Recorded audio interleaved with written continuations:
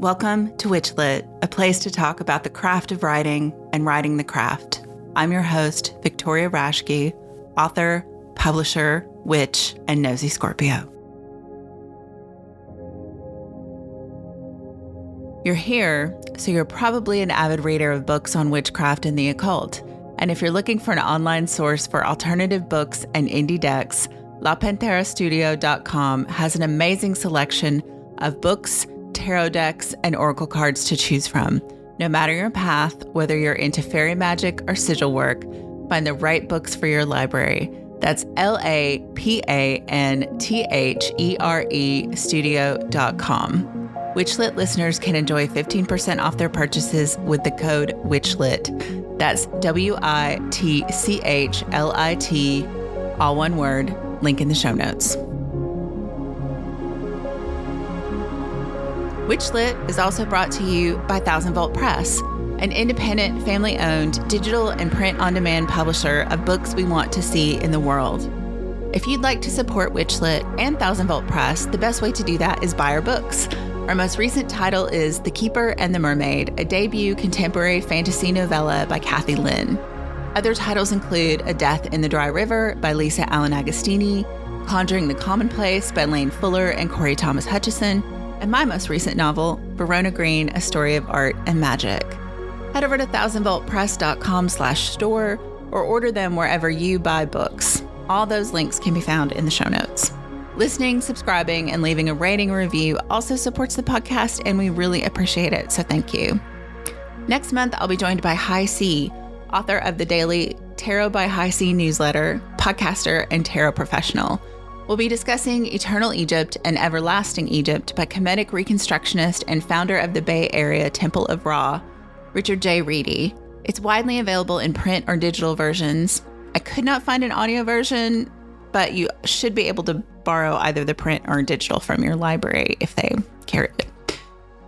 And one last thing before we jump into this month's episode, my love letter to the enchantment of the year, A Witch's Book of Days, is available to pre-order from Crossed Crow Books at crossedcrowbooks.com. Pre-orders are vital to the success of print books, so if you'd like to have your own copy, pre-ordering it now means a lot to both me and Crossed Crow as an indie publisher. The book is out September 2026. Thanks.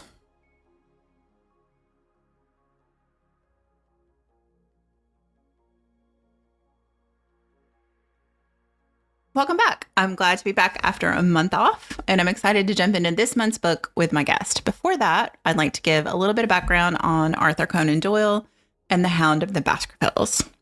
So about Doyle, this is condensed from the Encyclopedia Britannica because the article on him is very long, as you might imagine. Arthur Conan Doyle, born May 22nd, 1859, was a Scottish writer best known for his creation of the detective Sherlock Holmes, one of the most vivid and enduring characters in English fiction. Doyle was the second of Charles Altamont and Mary Foley Doyle's 10 children. Through the influence of one of his mother's lodgers, he prepared for entry into the University of Edinburgh's medical school. While a medical student, Doyle was deeply impressed by the skill of his professor, Dr. Joseph Bell, in observing the most minute detail regarding a patient's condition.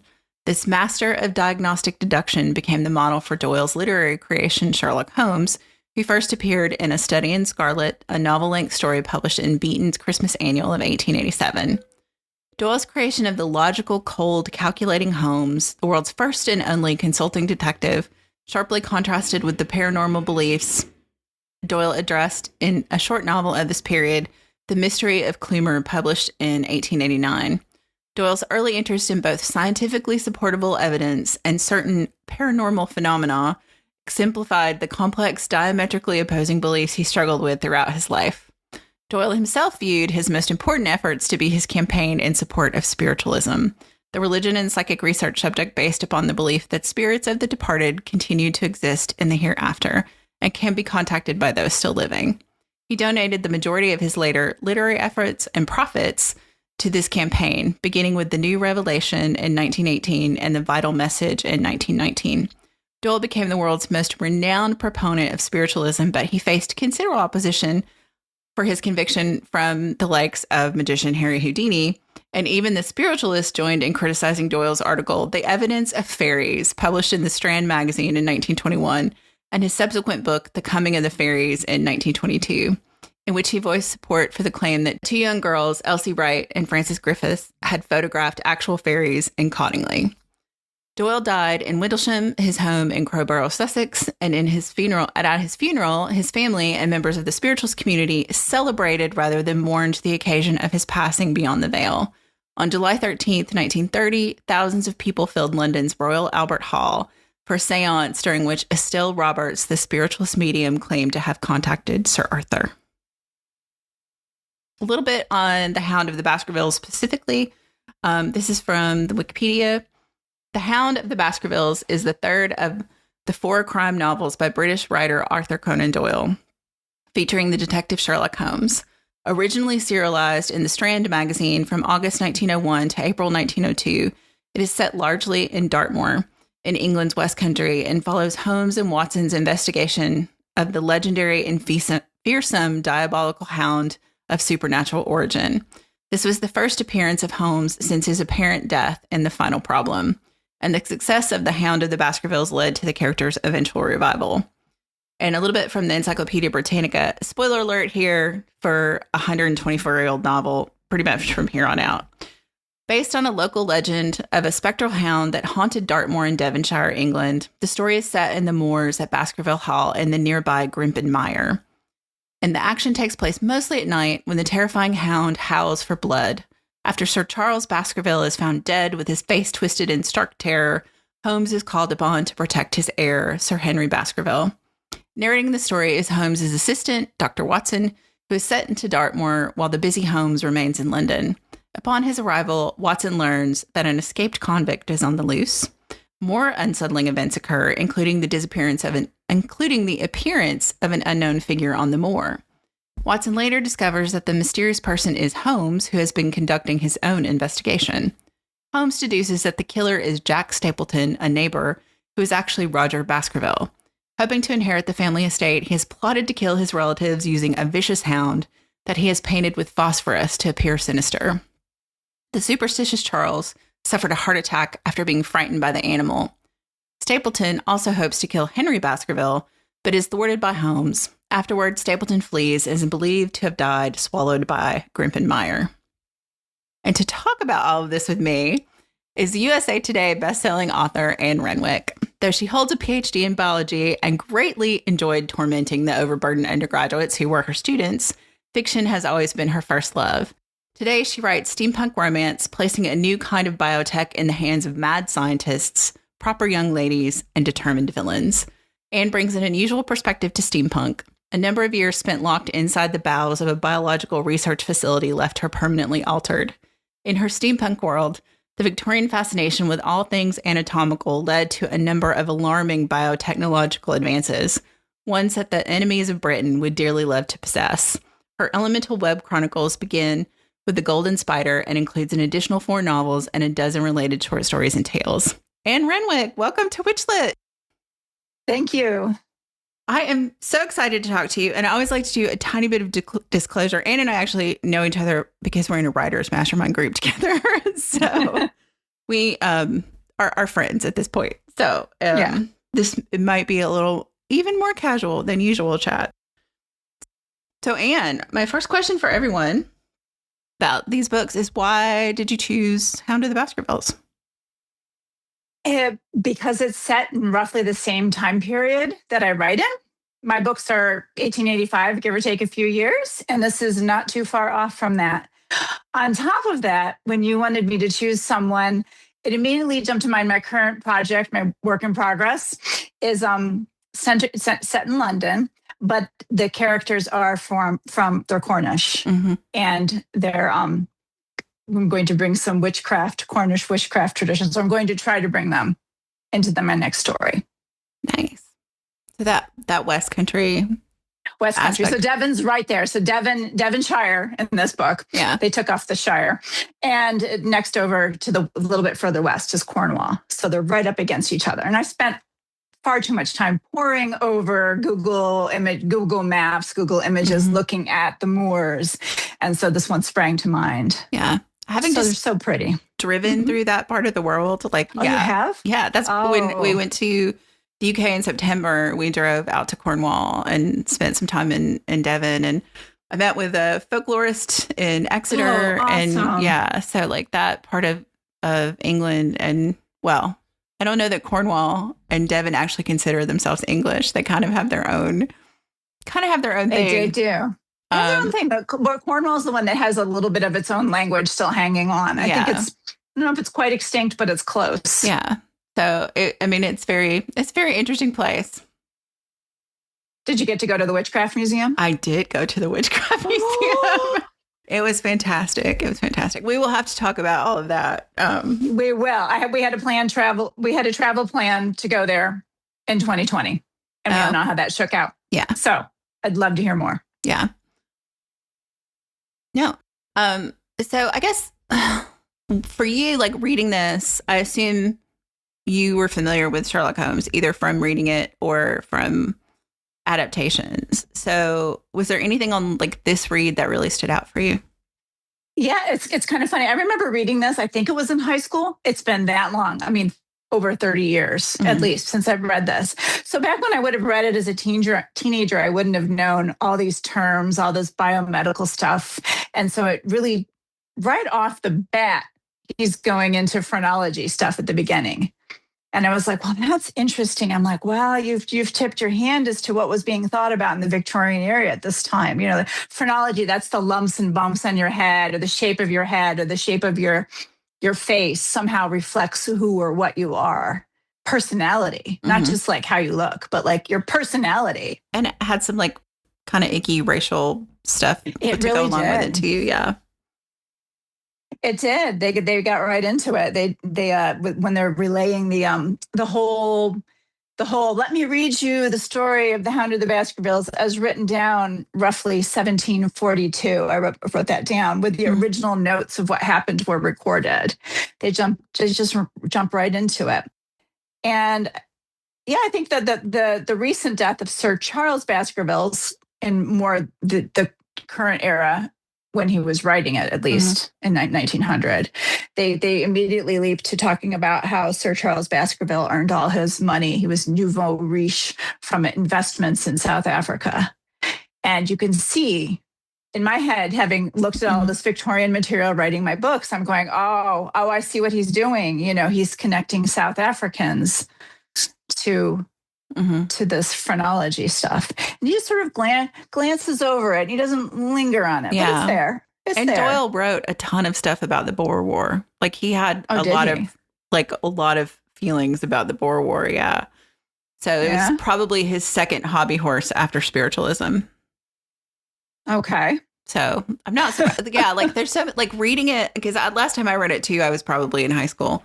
And like there's because I know more, like there's more there in the story, which was fascinating, including one of the things I found when I was researching Doyle in the book.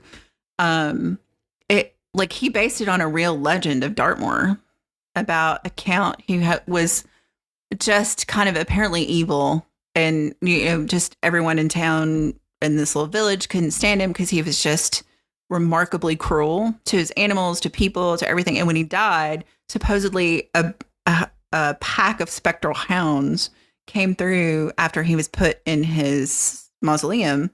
And it was said that on the anniversary of his death, he would lead them like a wild hunt pack.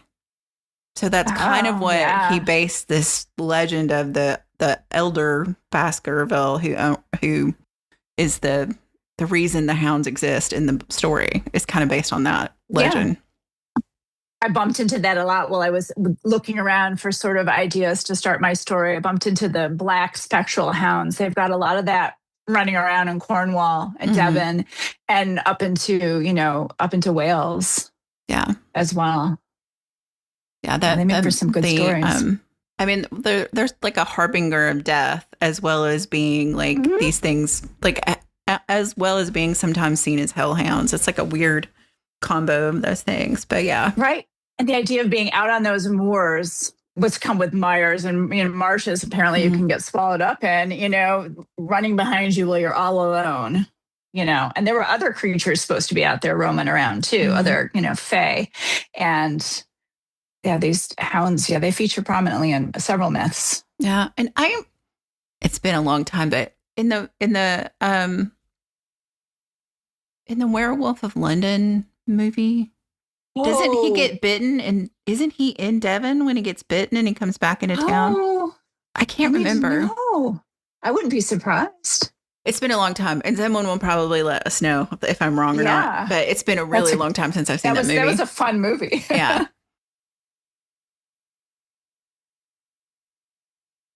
But yeah, I think, I don't know, there's so much like just knowing the history. It's so weird to go back to these books you read in your youth and come back and go, oh, wait. Oh, wait. Right. I had to go look up some of the terms. I was like,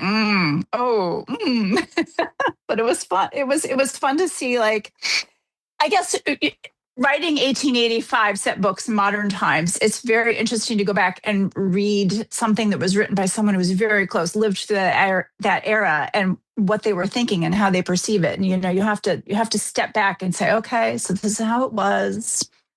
There's judging, but you have to hold it back a little bit because maybe they just didn't know. Yeah. I think one of the things hard. I think I do think you get that in modern adaptations of Sherlock Holmes stories, that he could be kind of cruel, but he's so cruel to Watson and that little kind of awful mini mystery at the beginning about the cane that got left in their apartment. And I was just like, wow, rude. I forget outright how rude and just aggressively rude.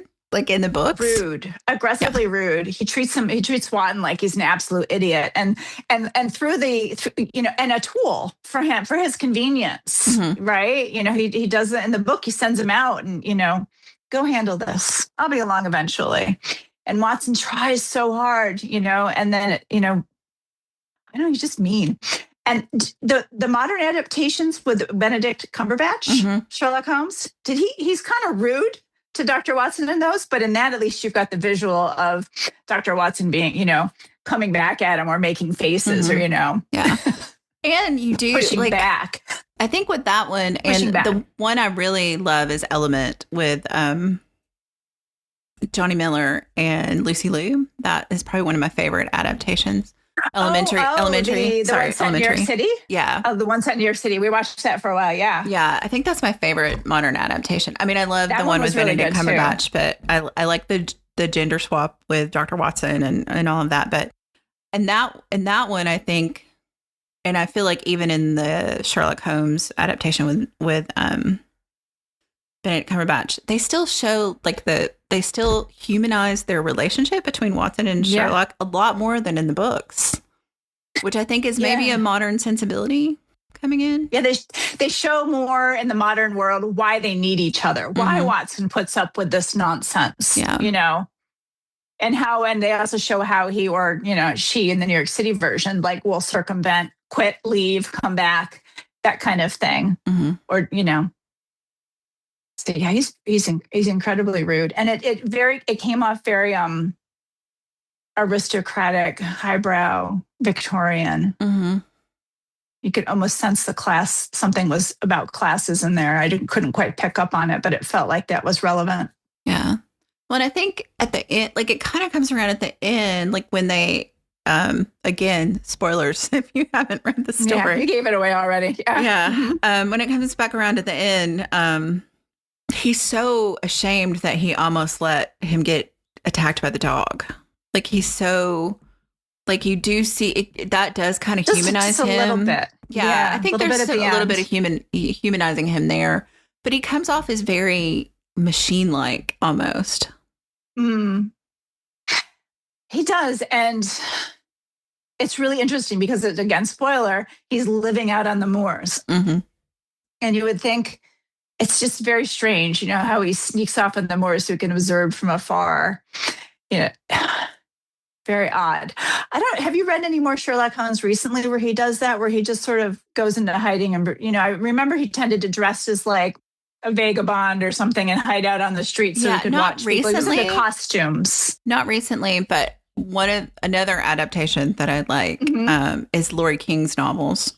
I was thinking of hers. Yes. Yeah, and he does a lot of that in those. Like he does a lot of the disguise kind of work in that. He has all the like boat holes, hideaways, and I think the irregulars who would go around in his stead to search things up. She really plays that up a lot, I think, in those novels, especially because he's older. Like he kind of has to rely on some of that because he doesn't have the physicality he did when he was younger.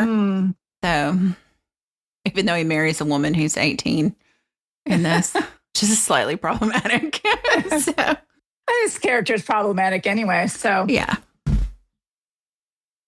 But yeah, so like for you as a writer, like reading this, like what do you feel like, what did you get out of it? Like how do you feel like this might impact your work, or feel like you might bring this into your new work in progress? Or I don't know. I was really enjoying going back to that teenage mind where what I remembered from reading it way back when was a lot about the moors and the mists and the environment that it was all in. That was, what would I carry into writing? That's a really good question. I'm not really sure. I think one of the things that stood out to me is back to the original myth. When he's being read the original myth, and the original, I think it was Hugo Baskerville, he takes off because he's angry. It starts off because he's kidnapped essentially this pretty woman from a neighbor who's decided to take home with him. And they don't even say make her his wife. He's just kidnapped her and locked her up. And this really disturbed me because she breaks free, go her. She climbs out the window and she's going to go 3 leagues home, which I looked up. That's 9 miles. And he gets really wound up about this and he chases after. He hops on his horses and 13 of his friends jump on their horses to chase after with him, after this poor woman. Not to stop him, but to chase after their friend. And then when the hound, it all happens, the hound chases them down. They find them in this dip in the land. And she's just dead. She's laying there dead. And he's maybe not quite dead. The hound's chewing at his neck, being all hound-like and scaring the snot. Not once did any of these men comment about this poor woman. And so I was noting that down when I started the story, and I thought maybe they would circle back because she just dropped a major character, and they'd circle back and say something about her family. Or if I were writing it, if I were going to edit this, I'd be like, she should live. She should be the one who like curses some hound and sent, or her family sent the hound, or she escapes. We delay a day or 2 or 3, and that she's the one who activates the curse. And how much more interesting it would have been if she had lived and became part of the legend, but he completely cut her out. Yeah. And then later on, we find out that Stapleton, the other, I can't remember his first name, the Baskerville who would like to take it away from our current Sir Henry. He wants Sir Henry to die so that he can be the Sir of Baskerville, so he can claim his what he considers a birthright. So, but he turns out, and here's another spoiler, he's married to this woman, and she's like trying to warn Sir Henry, go away, run away. And she plays a larger role. Doyle's sort of, he's sort of, how to say this? He sort of hints at that she's got a larger role, and he's playing around with the romance. I can't remember her first name. I can't either. But Stapleton's wife, as it turns out, not his sister. Yeah. Stapleton's sister is actually his wife, and he's treating her horribly. Speaking of more abuse, he's treating her horribly, and he's using her to sort of dangling like a lure, trying to get Sir Henry to come over so he can, sick this hound on him and take over the family estate. And again, she's just doing the warning, and she sort of, she doesn't act. I was a little disappointed in that you could have tied that original woman who had the agency to escape, right? Who had the agency to escape and run almost 9 miles home because she didn't make it. So she tried. But if we could have tied her to this more modern woman. You had an opportunity for her to find something in the legend and take a more active role in stopping her husband, or not brother, her husband. Instead, she's also very passive. And yeah, it was a shame. I would have liked to have seen sort of like the past brought more to the present. They could have wrapped more into that. If I were working on this, I really want more sort of local legend, more in the town, more in the tavern, that sort of thing. He just sort of touches lightly on it, and then he moves on to Sherlock being brilliant. Yeah, and, you know, I mean, the way it's written, the village is almost just Stapleton and his sister / really wife, and Baskerville Hall, and you don't really get a lot of like the rest of the village or any of that. Right. There was a brief trip down to the one woman who was starting a typing business to get some, but she was serving the purpose of providing clues. Right. Yeah. And you get the woman that basically Stapleton has. Yeah, she's a plot element. So it's a little bit of a shame that most of the women in the book were plot elements, even the servant. So as you mentioned, there's a convict escaped and roaming the moors. And as it turns out, spoiler, she's his servant, the female servant, the housekeeper, I think, that's her brother out on the moor. And so they're secretly like taking food to him while he's out there. And she's also just sort of a plot element. Oh, that's my brother. You know, it lost a chance to sort of bring in some real myth. Yeah. Circling back. I agree. Well, and it's funny to think, I didn't know that. I didn't realize this when I was reading that this is the first time we see Sherlock Holmes in a story after the Reichenbach fall, right? This is the... I hadn't known that either. Yeah. So I'm like, it's kind of interesting to me that like that's not commented on at all in a novel length work. There's no comment about the fact that he is dead. Or supposed to be dead. So apparently it's a short story he wrote after this that explains explains what happened at the Reichenbach fall. So this is the only novel he writes. The Hound of the Baskervilles is the only novel. It's not long. There are three. There's three? There's three. They were all done as serials, though. Like all the novels were actually published as serials. So they're kind of vary in length a little bit. But it's like almost 50 short stories total, I think. Yeah. So this was significantly longer than the ones I'm sort of used to in a collected works that I remember having gotten my hands on as a teenager when I was reading. I would say the other novels are kind of novella, like maybe a little longer than a novella. Yeah, they're. Yeah. But this is the longest only one I'm usually, used to seeing like bound as its own story and put on a shelf, you know, that kind of thing. Yeah. So was he serializing his work like Charles Dickens did? Was he paid by the word?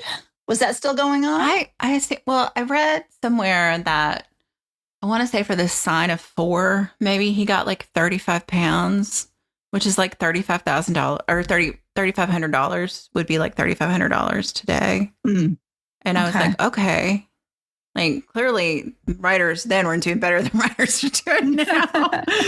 but I suspect that he was part of the serialization was that the payment structure of it probably was. I mean, that's why Dickens serialized a lot of his because it was a better payment structure. Right. Lots and lots of extra words. So when they, that's how we end up with all the abridged versions of these stories that were in newspapers.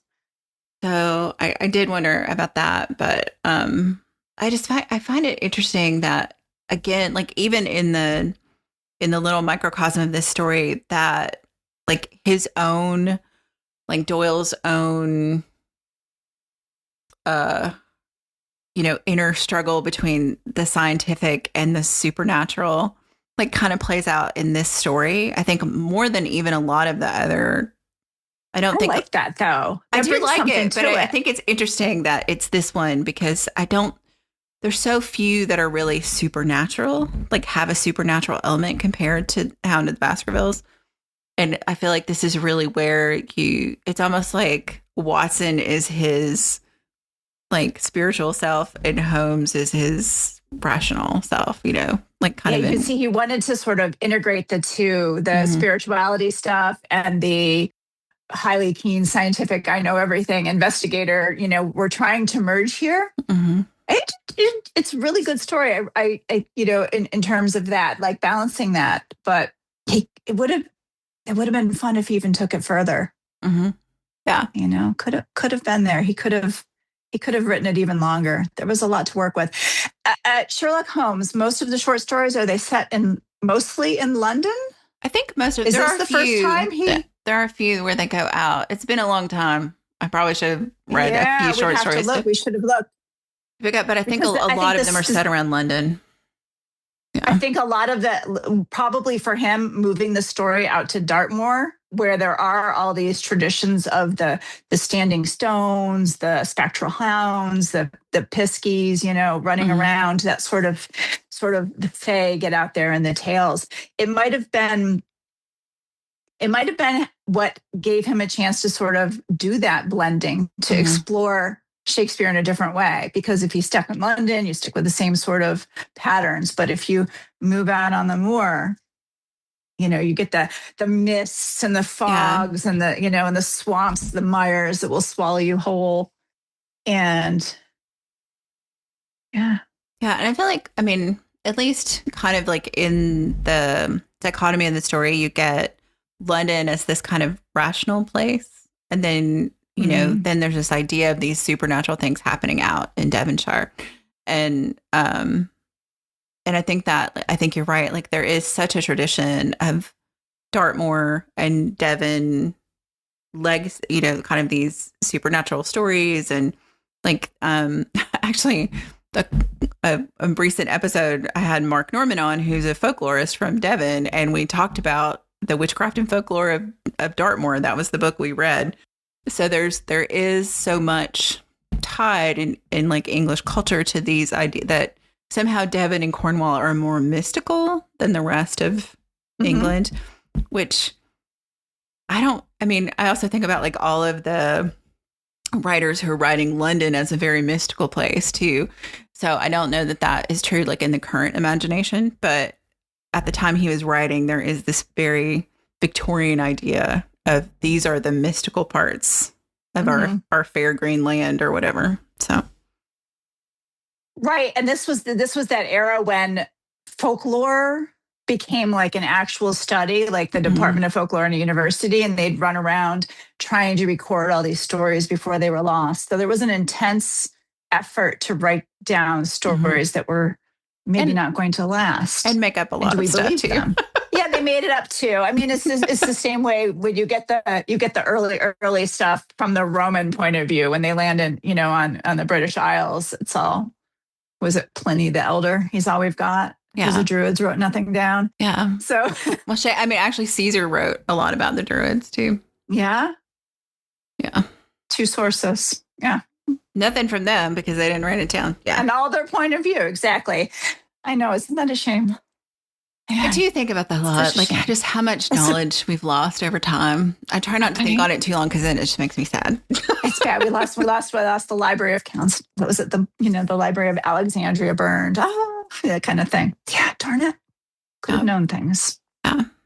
And now we produce a Library of Alexandria every day online, basically. I know, right? Just crazy to think about. But it's the stuff we don't know anymore that you wish you could find. So if you were going to recommend someone read this book, what caveat would you give them about reading it based on kind of what we've talked about, like the Victorianness of it? Like what caveat would say, it's great, but this?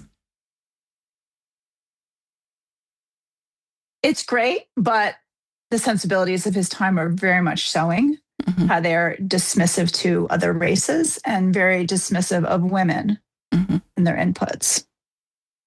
Yeah, I think that would be my caveat too. Like it is very, like all of the women are sexy lamps, basically.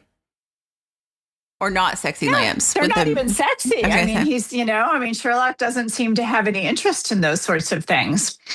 The other characters do. Writer. I was going to say the other characters do kind of have like his, the young Henry Baskerville, who I listened to an audiobook of this and I had totally forgotten he was American. Yes. And the guy doing the That too. audiobook does this very stereotypical British accent of an American. So it was kind of amusing to listen to. Really? It's this Usually very wide, broad Western kind of accent. And even though I think Henry lives like, you know, on the East Coast somewhere. Boston. Yeah, but he has this like, you know, like Wyoming, Nebraska kind of Midwestern accent. So, maybe. yeah, I was like, okay, that's kind of amusing. But yeah, but yeah, that also reflects the times, because this is when we get like the Gilded Age here, where the dukes, the impoverished dukes, earls, were all sailing to America, find themselves a rich heiress to bring back as their duchess or their countess, or they were coming to Britain to get a title to go with their money. They also did that, packed up their wardrobes and and sailed over to do this. So they very much, and he references that twice. Sir Henry, I don't think did he bring considerable fortune of his own when he came over from America? I think he had some money, and this was kind of like a lark compared to, like, he had come into money in the U.S. Or made money in the U.S. Yeah, because at the end he takes a friend and they go off to sail the world, so that he assumes he has the money. But he also inherited the estate, and as noted, as Hugo, the man who just died prior to the opening of the book, had all that money from South Africa. Mm-hmm. So, it does reference a lot about how England was, some of these wealthier estates were struggling and they needed money to come in from elsewhere to revitalize not just the estate, but it's often mentioned in this book that they needed that money to revitalize the town or the hamlet. Yeah. I mean, there's a lot of like the empire propping up these aristocratic families, basically. Yes. Mm-hmm. And there was also the convict wandering the moors they wanted to catch and deport. They were going to send him off. Which I guess at that time, would they have transported him to Australia? How late did that go? I'm wondering. They were definitely wanting to ship. Oh, wait a minute. No, they wanted to lock him back up, but he was trying to he had tickets and he was trying to wait until the boat sailed and he was making a run for it somewhere. So it wasn't to port to Australia. We're 100 years past that or so. Transportation, I don't know how long that went on. 1700s they were doing that. I think Australia would have something to say about. I would think so, yeah. Our timeline. That's pretty late. Yeah. But it did catch me when they talked about him escaping the Princetown, the prison. I went and looked it up because I like to know these things. Because a few years ago, we went to Philadelphia and we took a tour of the Eastern State Penitentiary.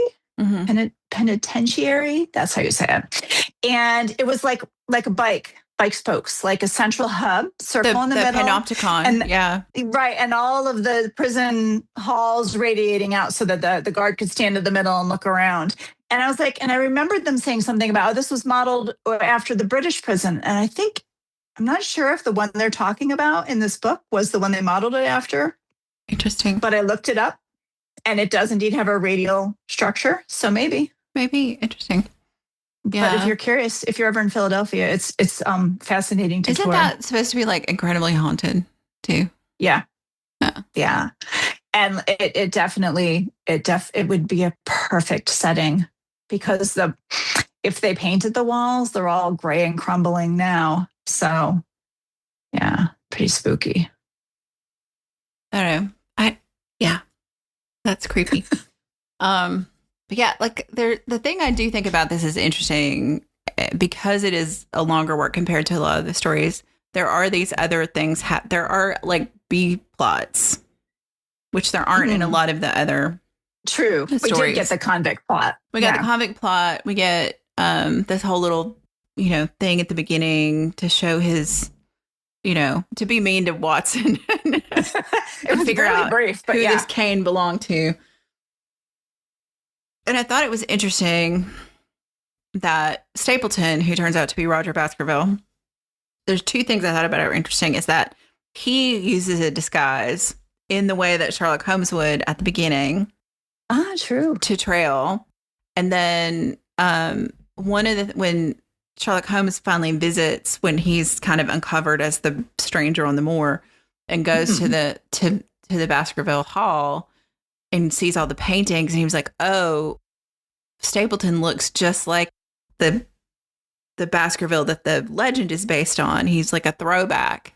And like this gives this idea that that there's this genetic link to Stapleton, Roger Baskerville's cruelty and willingness to murder people to get what he wants back to this earlier ancestor. Which ties in with the whole, what's the shape of your head? Right. Determining your personality and your character. Yeah, that was very much a Victorian thing. All that phrenology. And also, like, from a writing point of view, this could have been solved if Sherlock Holmes had just gone to the hall and had to walk down the portrait alley. Yeah. Like, oh, that was easy. He looks just like him. He's probably not a Stapleton. Yeah. And how did none of you notice it too? So that also, how did none of you manage to notice this? Because they're not Sherlock Holmes, right? I mean, not Sherlock Holmes. Remember, in London, when he was chasing after the guy in the cab, he had this big bushy beard, which was a big, who do we know with a big bushy beard is sort of the beginning. Yeah. So one of the other things I wanted to ask you about, I was thinking about this, like I think especially steampunk kind of has this kind of dovetails. There's this idea, again, like Conan Doyle, right? Between the supernatural and the scientific. Like, I think steampunk plays with that a lot. I think a lot, like the thing that came to mind is like Gail Carriger and vampires and werewolves, and but also very scientific and a lot, steampunk scientific in a lot of ways. Yeah, exactly. So I think there's, I think that is an interesting crossroads. And so you coming from like a hard science background, like how does that play in your writing? Like how do you bridge that gap? Like Doyle's, fighting passions. It stalled me for ages. And because steampunk was all gears and machinery and steam and I was like, but that's not me. I'm biology. And some people write it that way. So like the first book, The Golden Spider, basically it's a clockwork spider that weaves nerves. I immediately took it into biology and started looking at cranial nerves. And then that was the opening, sort of opened the door. And I'm like, oh, I could just play with biology. Why not put Kraken in the Thames? Why not bring back pterodactyls? And I sort of do this sort of thing where I think I call it emergent evolution. So I'm sort of bringing back old creatures and I start playing around with the idea of like recessive genes or, the world at large has become favorable to, myths becoming real again. And that's later on in the books, I do start to play with that. I give one of my characters cat eyes, they're reflective. And I tie it to I think it's pronounced Kate She, the Scottish fairy cats. So I start to play around with a little bit of these, and I call them, they're not quite human. The Iron Fin is referencing a family of, I guess you could sort of call them Selkies. They're not really. So I'll play around with it, like what's biologically possible, and I'll come up with explanations that they're. And a lot of my readers like that. I'll start off with the actual science, and then I slowly blend. I keep talking like it's science, but it's not science anymore. And they some of them, like who know this material, will struggle to find the line. Yeah. And if I can blur it and they miss it, it's all fun. Better. Yeah. So it's fun to do that. Yeah. So I really enjoy sort of playing around with what if the biology worked this way and we could have these things. So in my books, I bring in a little of the mechanical, how can you not, steampunk, but it tends to lean more towards, biology subjects. Yeah.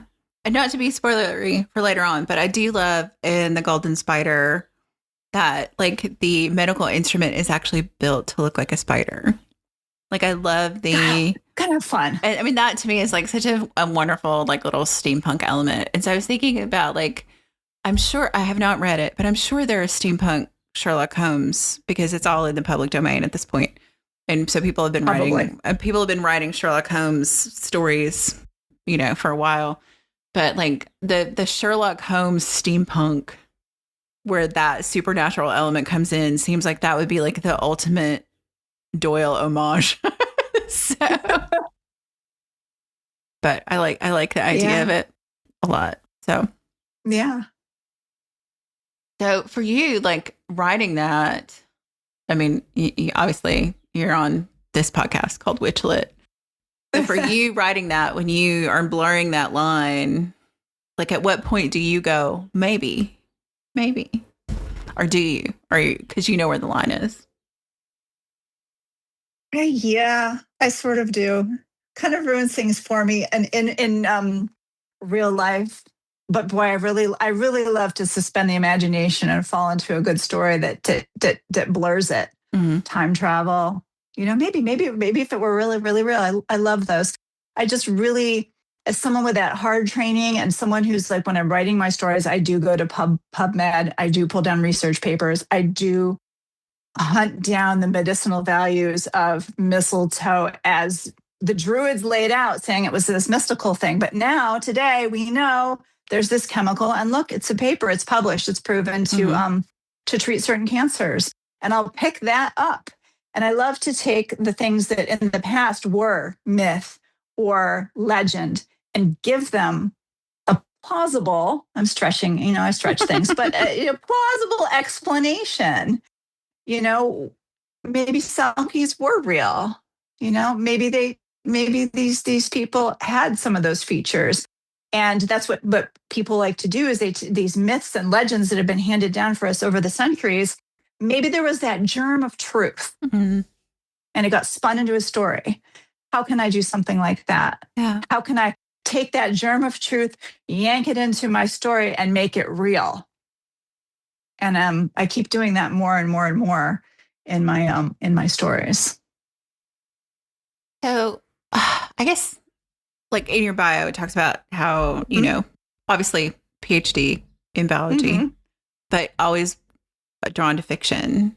So like, I guess what is the reason? Like, why are you here, Anne? Okay, the lifelong love of learning.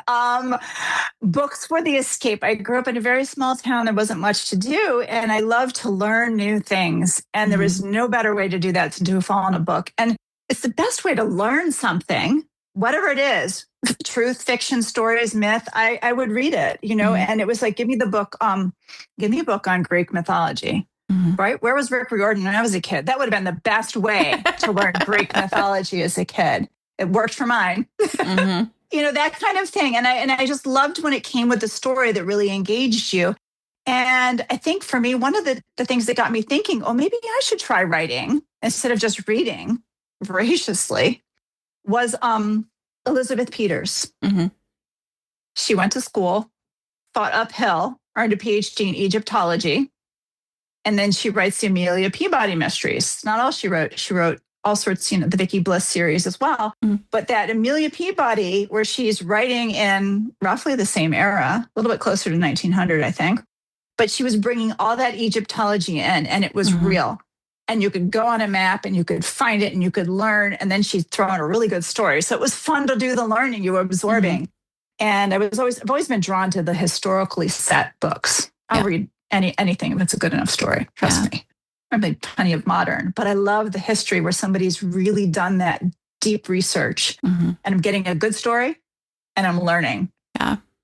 Yeah. Before we started recording, we were talking about Deborah Harkness and that we both kind of that middle book of the time travel back is so good because it's so good. It's her era. Like that's what her PhD is in, is like that period of science and alchemy and that kind of shift between when does it stop being alchemy and start being chemistry? Like it's right there, Exactly. So she fascinates me. Like her work fascinates me. I've read some of her like academic work and it's just interesting. And stuff. when a book inspires you enough that you actually open another book or you crack open your computer and you start Googling the things in there. Well, what was it that inspired this? And you get to learn more.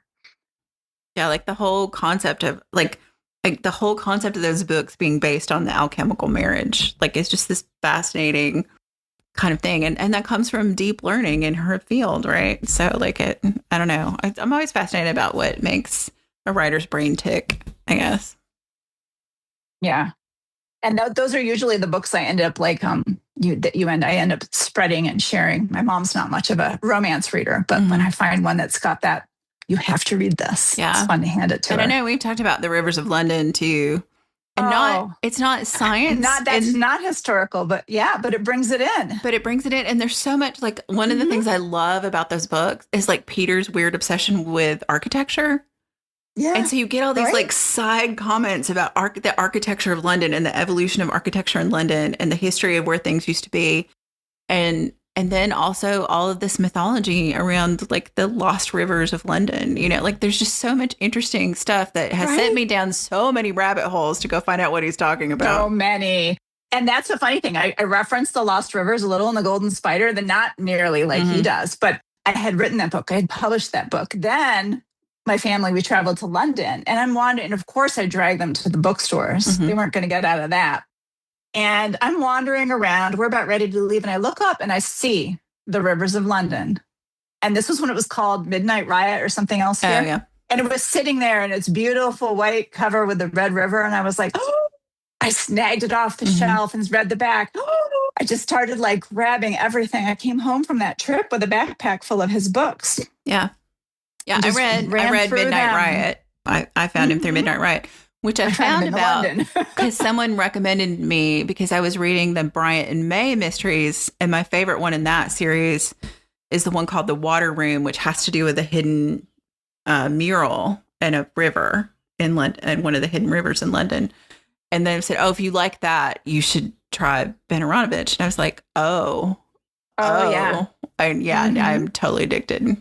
And I'll turn this around on you. One of the things I loved about your books, speaking of rivers, was all of the falling into the history. It's like, I didn't know that. Google, and now I know more. I'm like, I was doing that. And I'm like, this is great. So yeah, I guess I really like to be able to, it takes the pain out of learning when you can wrap it up in a good story. Yeah. And for a while I did have undergraduates. I was a biology professor and I taught anatomy and physiology, which will become apparent in my books if you read them. And one of the best things to do with those kids who were just dragging, they didn't want to be there, it was, they just wanted to leave, was to, now that you've learned all about how nerves conduct, right? How nerves pass the signal from one nerve to the next. It said, let's talk about neurotoxins, chemical warfare. How does that work? And you could just see them sit up straight. They wanted to know. So now that you know that, and I would pop up a slide on the screen and I say, here's all the different ones. Look, what can you tell me? Where does it like shut down the nerve? And then I ended up spinning it into sort of stories for them because again, they'd get bored. So it's a teaching technique called start with a story. And so you would spend them just, 5 or 6 paragraphs. So this is probably the very beginning of me writing fiction, was to entertain them. I would write a story. And in that story, it would contain all these sort of like relevant to the topic or chapter we were on, and get them interested and present a mystery. Like, we can't solve this. What's wrong? And then the questions would lead them through solving it and doing some of the homework, running some equations, learning. And I'm like, let's take the pain out of this. And they actually really liked that. Yeah. So, well, we're wired for story. I mean, as humans, we're wired for story. So it totally makes sense to me. And I think about like you mentioned, like the research I did in my books, and partly that came from living in that place in Ljubljana and living there and, kind of digging in. But the new series that is kind of on a back burner right now because I've been writing nonfiction. One of the best compliments I got with my reading group for that was, "Are you a painter?" And I was like, "No, I'm just doing a shit ton of research." And my, my family has painters in it. But yeah, it's like, no, I've just done a ton of research. The thing that's hard for me, and I think this is one of the things I love about Deborah Harkness's work, is I have a hard time letting go of all that research. It's like I want it all in there, but you never need it all, But I mean, I love it. I could probably just research all day, which is why I've started writing nonfiction, because that's what I get to do is research all day. Yeah, that is a problem. Yeah. I sort of let myself just like vomit it all on the page, and then we trim it way back later on. Like by the time you finished a book on a certain topic, you could probably stand there with a piece of chalk and go for an hour, right? Mm-hmm. Yeah. But readers would stop. Which is what good editors are for. Yes. Yeah. Like, I always joke that Jennifer, my editor, saves me from my poetic tendencies. That's that, and the fact that I cannot differentiate between the uses of further and farther. That's our running joke. I always mess this up. Oh, yeah. There's all those words you suddenly you become much better at spelling certain words you couldn't before. Yes. Enough red squiggles. So what else, like in this, I guess, what else in this vein would you recommend to people? Like if they're like, okay, I really enjoyed Hound of the Baskervilles, but I want something either more modern or more kind of feminist. Like, are there recommendations you would make to folks to read? Set in London, or do you want? Actually, there is. Oh no, if I can find it. If you're really interested in reading something that's similar but written modern, I'm going to shift you a little bit further over to Cornwall and recommend you the book Bridal's Lane by Joanna Craven. And she's written a trilogy where this woman is actually, the witchcraft features prominently in this. So if you're looking for even more witchcraft, even more myth, start with Bridal's Lane, Joanna Craven. Hills of Silver are next. Mm-hmm. Wild Light is book 3, and it wraps up the West County trilogy. The reason I'm holding the books in my hand here as I recommend them is because I liked it enough to recommend to my mother. And she'll only read paper, which is by way of warning you that this is available in Kindle Unlimited. Okay. So it's Amazon only, unless you grab the paper. But I really enjoyed falling down. It takes us back to, I believe it's set in the 1700s. It's when they were doing the wrecking on the coastline. So the sailing ships were there, and they would go out and they'd pretend to be a safe harbor and get the ship to sort of crash. And it opens along those lines. Interesting. Okay, I'm in. For folks at home who cannot see what Anne held up, they also have these like beautiful, like rocky Cornwall coast covers. They're gorgeous. So I know. I bought the books for my mother, and when she was done, do you want them? I'm like, yes. I want them on my shelf. Thank you. Those are gorgeous.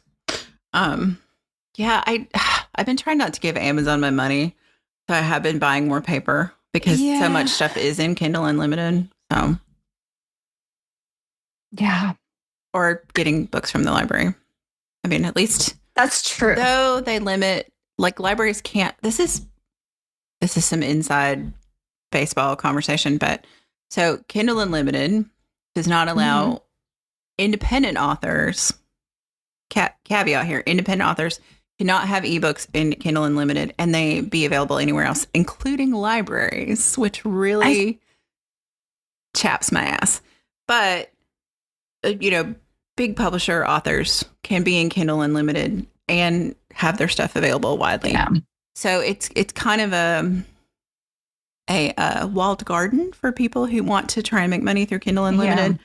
So I know for a lot of independent writers, it's really just a stuck issue. Kobo Plus is an option, but I read there a lot. Yes, yeah, I read there a lot too. I've really moved a lot of my stuff to Kobo, and I mean, though, there are no great corporate citizens. My family has Apple connections, and so I do read in Apple books. But so it's a complicated thing, but I do think the joy of it is Amazon hasn't figured out yet how to keep you from getting a paperback. And you can request that from your library. And you can request that from your library to buy the paperback. Yes. And I swear I heard something about Amazon finally folding and letting Kindle Unlimited people into the libraries, but I didn't chase that down because the library aspect of it is really ugly to me. Like, that's really ugly to me. I would like to find out if that's true. I know like a couple of authors, I really like their work. I've kind of been like, okay, I'm going to have to buy the paper because I just can't, I'm not going to continue to subscribe to Kindle Unlimited. So yeah, I kind of hate that, but Yeah, you'll either pay full price or you'll buy the paperback. And if you're going to pay full price, maybe you want the if you're going to pay paperback. full price, then you might as well get the paper. Put it on a shelf and own it. Yeah. And then you can lend it to your friends. And then you can lend it to your friends. Or I have learned, I don't lend books anymore. If I want you to have a copy, I will give it to you because I get too sad when they don't come back. That's true. I will just give you a copy. If you give someone a copy, don't expect it to come back. And I will say, though, as a writer, I do not make any money if you buy my book secondhand. I don't give a care. Go do it. Yeah, I don't either. And Libris, if you want to buy secondhand books, I really recommend Libris. They're not ABE Books, which is also owned by Amazon. Libris, I've had a great experience with them. They also have coupons all the time to get money off books, and they're just a great source, especially for me doing research on really weird, esoteric, witchy topics, because the books are so expensive. I've spent a lot of time on Libris, so I recommend them a lot. And, I know people have feelings about the archive.org, but you can get so much stuff that you can just check out for an hour and read what you need to read. I mean, it is an amazing resource. And as a writer, I don't know that I could do some of the work I've done without access to archive.org. So, and my books are there. I know some of my books are there. And if you want to read at least the first 2 books, they're on archive.org. And it's fine with me. Go read them. Go read them. If you go, and I mean, if they're just stolen out on the internet, I have different feelings about that. But if you really want to read my books and you can't afford them, email me and I will send you a copy myself. That's how I feel about it. Or you can ask your library to get it. That's another option. The library is the excellent way because even, you're paying for it anyway. You pay your taxes. You have rights to the library. And if you support an author by getting their book from the library, then that library is likely to buy the next book and the next. So it may not be quite as instantaneous, like, handing over cash, but it does help build an author's career. It helps an author, keep writing, keep wanting to write, instead of like giving up because they just can't keep going. Yeah. I mean, I think the struggle of being an author is getting published. I mean, especially if you want to get published traditionally, is a barrier. But self-publishing also has its own barriers. There are cost things that are also a barrier. There's, skill sets and things you need to be able to self-publish successfully. Anyone can just slap up a file on Amazon and hit publish, but it's not going to go anywhere. Like you still have to do a lot of the things that publishers do to make your book get out there. So there's still a hurdle there. So the 2 things I think that are struggle is getting the book published. And then none of us enjoy marketing. Well, maybe our friend AJ enjoys marketing. I don't know. So, nobody really enjoys doing that part. So it's getting the word out about your book and not just like releasing books into the ether that no one ever reads. So it can be lonely work because of both of those things. And they get buried so very quickly. Like if the author stops publishing for a little while, Amazon immediately drops them down. They just sort of disappear. They're still there. But even if you search, I was doing a project of my own. So again, since you're speaking marketing, and since I write steampunk. Sorry for the inside baseball guys, but we are still a writing podcast. Yeah, I ran into writing steampunk. It's no longer a buzzing genre in terms of romance, steampunk romance. People are still writing plenty of steampunk, but not so much in romance. And it was really annoying me that I couldn't find comparative books. And so I actually built a website, Lamplight and Steam. And I pulled up all the steampunk romance and the gas lamp romance books, 18 and up, has to be a romance. And I gathered them all on there, and there's hundreds of them now, over 100 authors, just so I could find them. And one author commented to me, she says, like, wow, thanks for including me. And I'm like, I had to get my readers to help me find. I said, I know I'm missing books. I can't find them. What was the exact title? Who was the exact author? Amazon's not surfacing them when I type in steampunk romance novels. Yeah. They were there, but Amazon just wouldn't give it to me. Yeah. Unfortunately, my readers helped me. We're also subject to the algorithm. Yeah. So yeah, it's a challenging thing. And I do love that you put this. I mean, I really feel like, I mean, that's partly why I started the podcast. Like, I feel like authors helping each other is the way we survive. Right? The I didn't ask anyone. I just capitalist word minds. It's the only way we get through this is together, right? So I just built this whole website, and then I kind of jumped into a community of similar writers and said, hey, this thing is there. If you want anything changed, let me know. Yeah. And they're like, oh, we needed this. So we can find things. I mean, your books definitely are romance novels. Don't get me wrong. There's a happily ever after. There's two people get together, you know, the whole thing. Mm-hmm. But they're so rich with the science and the politics and all of that I think even folks who are like, kind of don't, I feel some kind of way about romance. Like, the romance is there, and there's some, you know, like, not off the page sex, but it's always in furtherance of the story. But there's so much other stuff happening that even if you don't really enjoy romance, I think people would enjoy your books if they like steampunk. Yeah. It's possible. Yeah. There are some people who don't want the romance in their steampunk, and they don't want steampunk in their romance, but that's why I wrote it that way. I want it both at the same time. Yeah. You know? Well, I mean, you know, like, romance is one of the, it supports the entire publishing industry, whatever people tell you. We're pulling everyone along. And B, it is one of the original tropes of the novel. Like, it is like the basis of wanting that basic human connection with somebody else. And I've had, it's been written in a review or commented somewhere. It's like, oh, a lady scientist, I think they said, wouldn't do that. I'm like, oh, yes, she would. A lady I've been scientist. to graduate school. I've seen the lady scientists do exactly that. Where do you think they all go after work? They go to the bar. They're in relationships. They get married. They have children. What do you think? No. Yeah. And you know, I've talked about this. There's also like a whole category of witches who are like, you know, science seeking, agnostic, you know, witches who like, they work in labs and they do witchcraft. Like, Conan Doyle was not that unique in his diverse interests. Let's put it that way. So, yeah, it's an interesting world. As big as you want it to be, and whatever you enjoy, there's probably a book you would enjoy reading.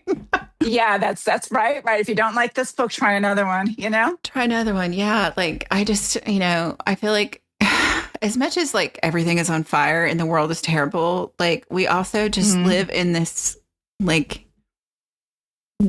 there's so much information. Like, you can drink from the fire hose or not, your choice, but you can't say that there's nothing out there.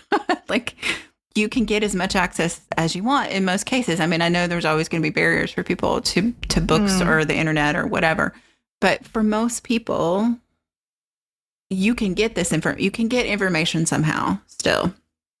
And I think that is one of the things to be celebrated about our current era. So it definitely, I remember some of them, you hear like the writers that came before us, how they would like haunt the libraries and wander around having to pull books. And my early days of graduate school, I also did a master's degree, and we would have to go like Xerox things, you know, we'd be in the stacks, cranking the shelves apart, wandering down, finding the journal article in my case. And then you wanted to take it with you, but you couldn't take those books out of the library. So that's when you got to fight with the really old, bad, half-broken Xerox machine. Yeah. Now you just sit down and you can Google it. Yeah. You can find almost everything online. Yeah. Or you can find the book you need and then access it that way somehow. You buy it or you go find it in the library. I mean, the fact that you can read 100 articles for free on JSTOR, that's fantastic. Yeah, I've been there too. Like, because that's the thing I miss about having academic access. It's been a really long time since I've had academic access, but journals are paywalled, and that is a real burden for people, especially when this is a thing.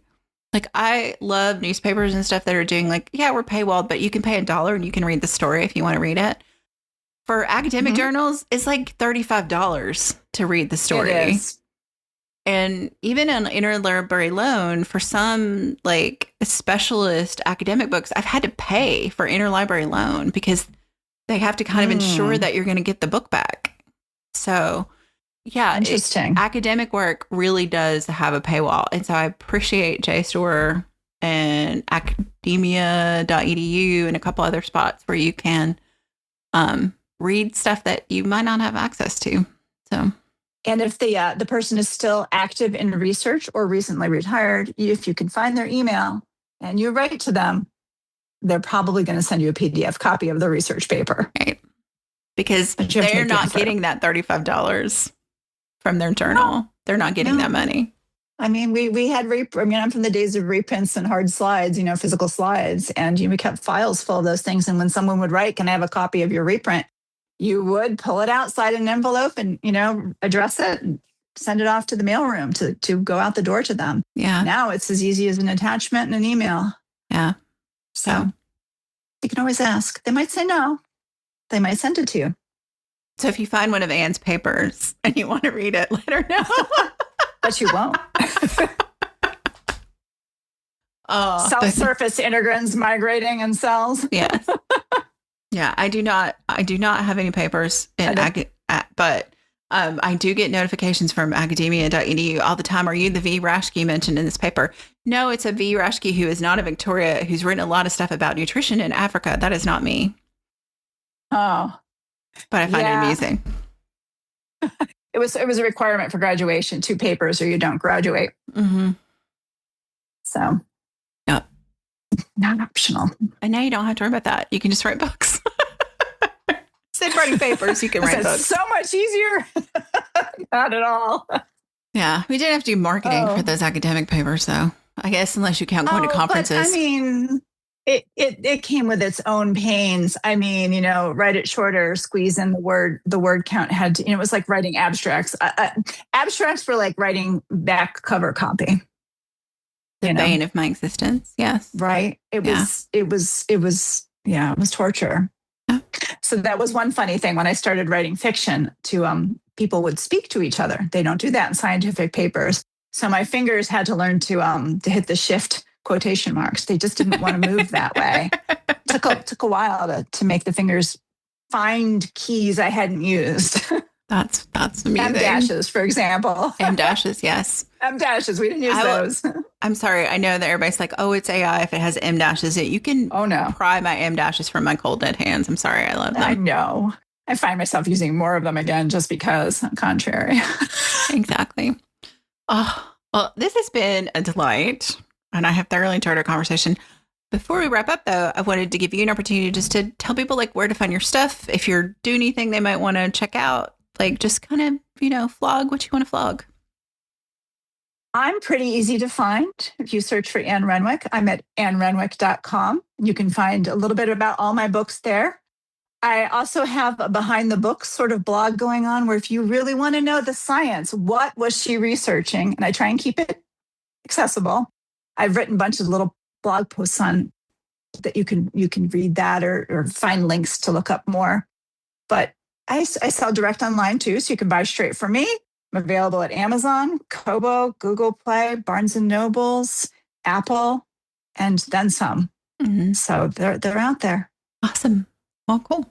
Well, we already are making plots for Anne to come back and maybe talk about another book that I think we might enjoy talking about. But otherwise, I'm excited to read the next thing. It's kind of a new direction in your current universe. Yeah. So yeah, I'm excited about that. And go read Anne's books. They're fantastic. And I don't know. I guess thanks for hanging out with us. And thank you, Anne, for being on. Oh, it's been so much fun. Thank you. WitchLit is a production of 1000 Volt Press and is edited by Julian Rashke. Our intro music is Cosmic Glow by Andrew Kay, and our outro music is Voices by Alexander Shanekar. Transcripts and all our previous episodes are available at witchlitpod.com, and you can follow us on Instagram or Threads at witchlitpod. Please help other witches find us by leaving a rating or review wherever you listen to podcasts. And thank you for listening to and reading WitchLit.